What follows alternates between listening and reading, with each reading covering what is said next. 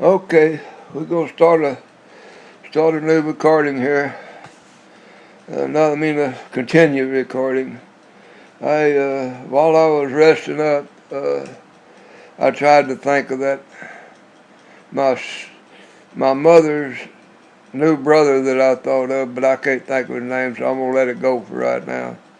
But I'm gonna start I'm gonna start limiting these sessions to about 15 minutes. I got me a clock over here running, and I'll stop it at 15 minutes because I plan to do a bunch of these, and I forgot where I was when I stopped. So I'm just gonna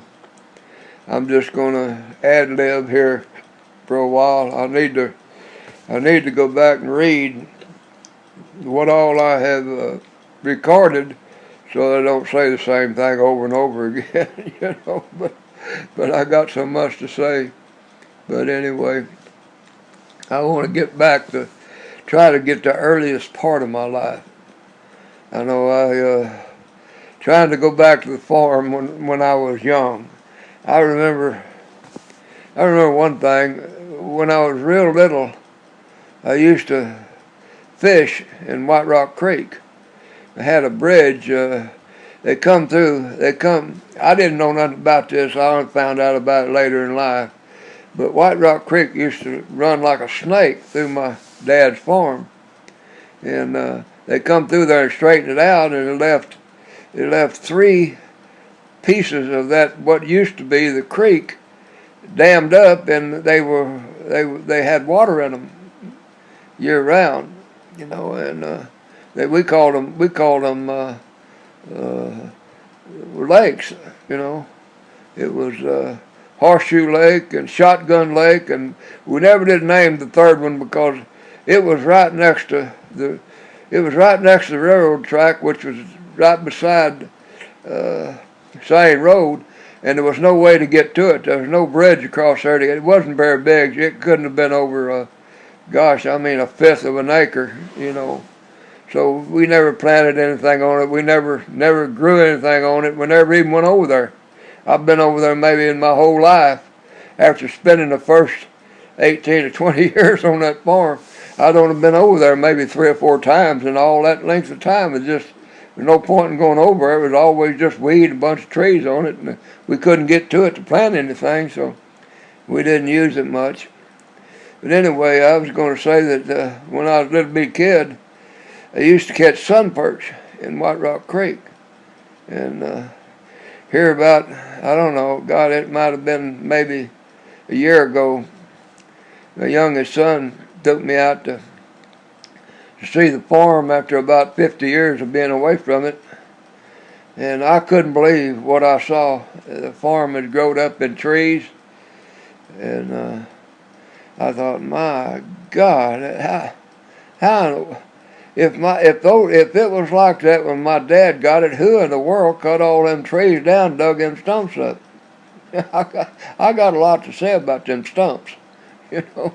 But anyway, and I got it. I didn't get a chance to get on the farm because it belongs to the city now, and they had a big sign up there telling you not to get on it. But anyway, we went back to Sane Road, and we were driving down, and I looked over at the creek as we went across the bridge there, and the creek was darn near black. My God, I mean, there ain't nothing would live in it. No kind of animal, of course. I guess the vegetation was growing up everywhere, and I never seen it like that. Back when I was a kid, there wasn't that kind of vegetation growing up around that creek. So I guess that fertilizer in that creek is making them that vegetation grow real big, strong. I don't know. And anyway, it. I wanted to say more about. I grew up on a dairy farm, and I want to speak right now to all the young people out there that whose father is a dairy farmer, and I want to tell you, the luckiest people in the world. My God, you don't realize it, but you will when you get older. You're going to thank God Almighty that you grew up on a dairy farm. I know I do. I don't care. We take a lot of abuse, you know. They the society of nowadays, they judge a man about how he has advanced in civilization by by how he has climbed up above a farmer. Well, the ladder of success is sitting on the ground floor, and they call that the ground floor of the farmer. Well, you can imagine where the dairy farmer is. He's down in the basement, you know. But see, the thing of it is, what civilization and people to read these books and watch that kind of stuff, they don't realize that us dairy farmers wouldn't have it any other way. And I want to stand up now, and I want to stand up straight and make a salute to all the dairy farmers out there, and you kids that are young ones who have a father that's a dairy farmer. I want to tell you something. You better be darn glad that you gave it up, because you're going to get the best education you could possibly ever get by being on that dairy farm. I don't care. You can go to all the best colleges in the world, and they ain't going to do nothing. But they're going to ruin you. These big colleges turn you into atheists. They make you think, because they got you educated, that you don't need any salvation. But I'm not going to get off on religion right now. I'm going to get off on it before it's over with. But I just want you young folks to know, and especially you dairy farmers out there, you are the greatest. You are the greatest of the great civilization. They say that this World War II generation was the greatest generation. Well, you dairy farmers are the greatest generation that ever existed, still are, and always will be. I just got all the respect for you. I didn't have the sense or the stamina to be a dairy farmer. I would have been one, but my older brother, when he come back from World War II in 1945, I was only 15 at the time. He took over the dairy farm, and I finished out high school, but I was helping. What I did, I didn't do any of the dairy farming work anymore. I didn't milk any more cows or anything, but I did driving a tractor. I did most of the tractor work, and the fact that I drove that tractor. Now I got to tell you something about driving tractors. when you got, say, about a 20 or 30 acre piece of land that you're going to try to plant some row crops on, the first thing you got to do is you got to bed up that thing. But you got the 3 plows on the back of that. We had no Farmall regular that we used to pull them plows with, and you'd hook up 3 plows on the back of it, and I was pretty young. I probably, about the time we started doing that, I was maybe 15 years old, 14, 15, somewhere in there, when I started doing that. Maybe 13. I can't remember. But I know we didn't have no power lifts on them things. I remember that. But the thing that I wanted to stress here was that first row is the most important one that you can make. Now, if you got that one crooked, all the rest of them be crooked in the field. So it's very important that you line up with 2 things way down at the end of the field. You find 2 objects to line up with,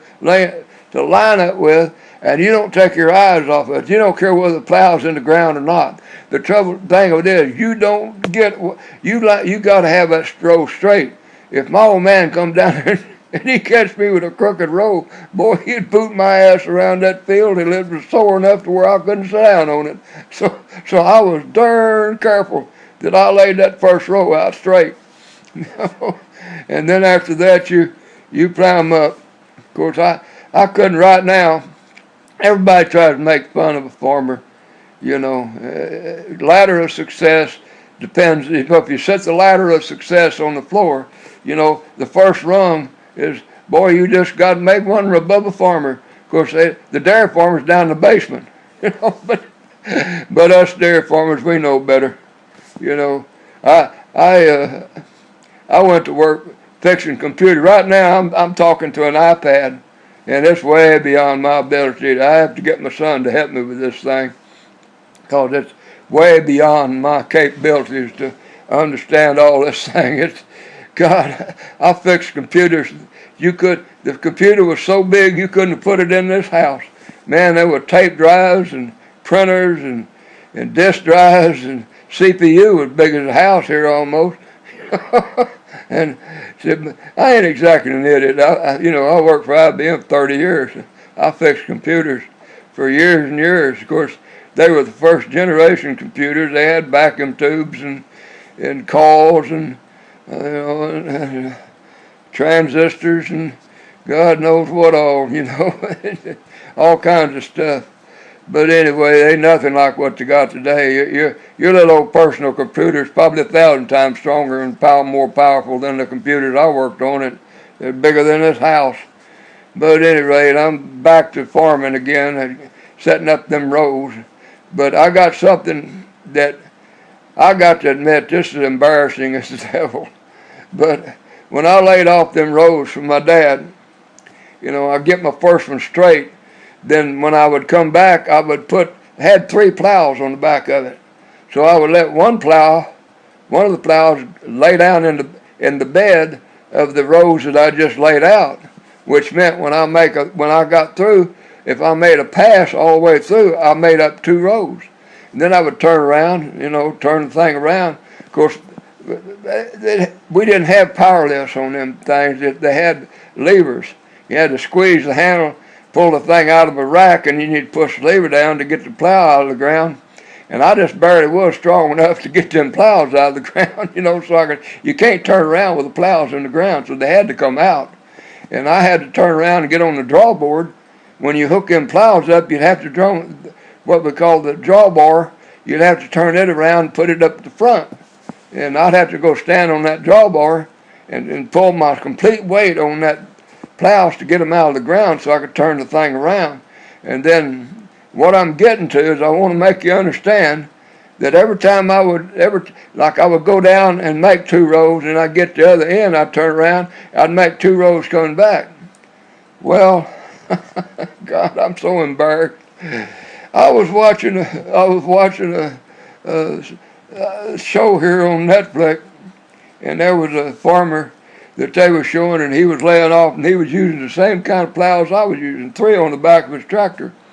And he had a chain that he had stuck a rod out, and he was dragging that chain in that row rather than the plow, which meant that he was turning up 3 rows every time he went through, and every time he come back, he had 6 rows where I went down, and I come back, I only had 4. God, I feel like an idiot. I can't believe that I did that for 4 or 5 years and never thought about that. Oh, well, now I have convinced it. I just admitted that I'm an idiot, but God, I never thought about that. That's unbelievable. I looked at that, and I like to fell out of the chair. I said, God, of all the rows that I laid off, all them years that I worked, and I never thought about that. And I watched some dude do it on. That goes to show you, I just proved that farmers are smarter than us city boys. I was brought up on the farm, but I swear to God, I couldn't make a living at it if I had to. I wouldn't know when to plant something. I wouldn't know how deep to plant it. I wouldn't know whether you're supposed to put it in a row or whether you're supposed to sow it. I don't know. Oh, I gotta stop. I try to time myself to not go too long on these things, so I'm going to stop for the time being.